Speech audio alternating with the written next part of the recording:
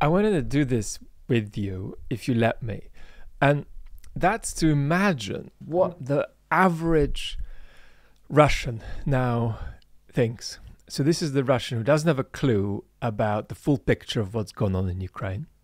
This is the Russian who is not freely using the internet, doesn't have a VPN, doesn't really use YouTube intelligently.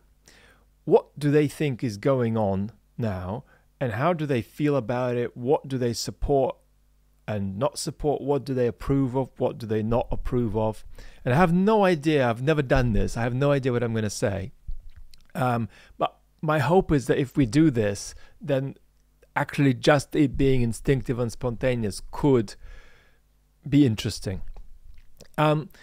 What I think is always true about Russian culture, at least since the 1917 revolution, is that the very, very, very best Russians are amazing, and they are free, and they are very low on unhealthily repressed cultural trauma. And the bad news is that they're a very, very tiny fraction. Lost the battery there.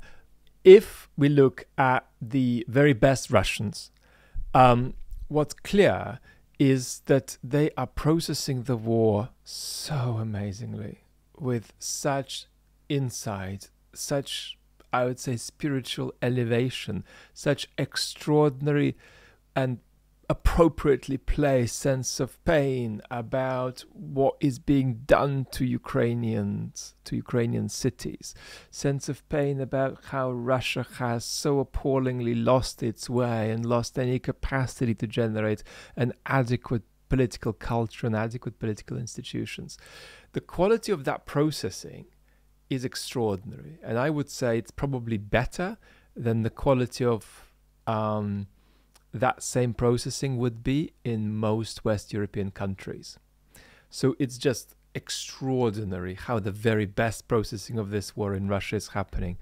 Even on this platform, the quality of the historical and spiritual conversations about what this means for Russian culture, that quality and the ownership it comes is just mind-blowingly outstanding. Now, what percentage of the population we're talking about? We're talking about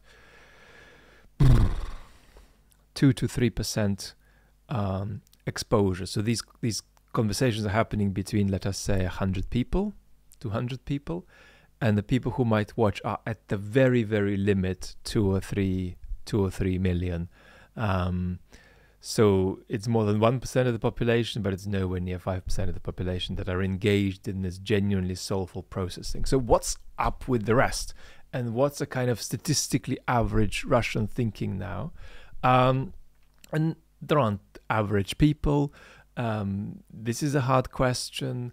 It's very difficult to look at polls. Why? Because the very institution of polling is to some degree just predicated on a free society where you're not driven by either fear or some desire for compliance, or some other motivation that doesn't arise if you can just get called up and you can say, well, okay, I think this, and that's your life won't be negatively affected by this. So polls are tricky. We can still trust them, but they're difficult. What you get in societies like Russia is an extremely high rejection rate. So a big YouTube colleague of mine ordered a poll of about 29,000 Russians, and over 28,000 refused to talk when it was clear what the poll was about. That's a higher rejection rate than a rejection rate you'd expect anywhere in the West. So how do we understand them? Well, we don't understand them in a trivial chat like this, but what's going on in their minds? Okay, let's go for it. So, we like Ukrainian shit. We like Ukrainian food. We like Ukrainian places. And basically, Ukrainians are solid.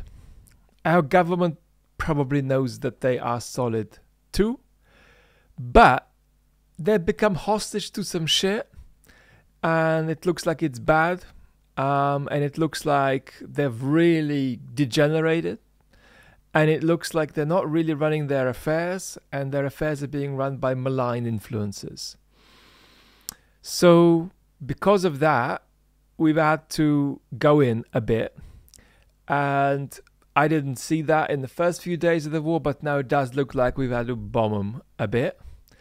And in the first few days, it looked like we were just going after a small number of really bad actors in Ukraine. Now it looks like, I don't know, somehow the culture's taken on all of that stuff quite widely, and so I suppose we can't be at war with the whole nation, or maybe we can. Well, it's anyway up to the government to decide.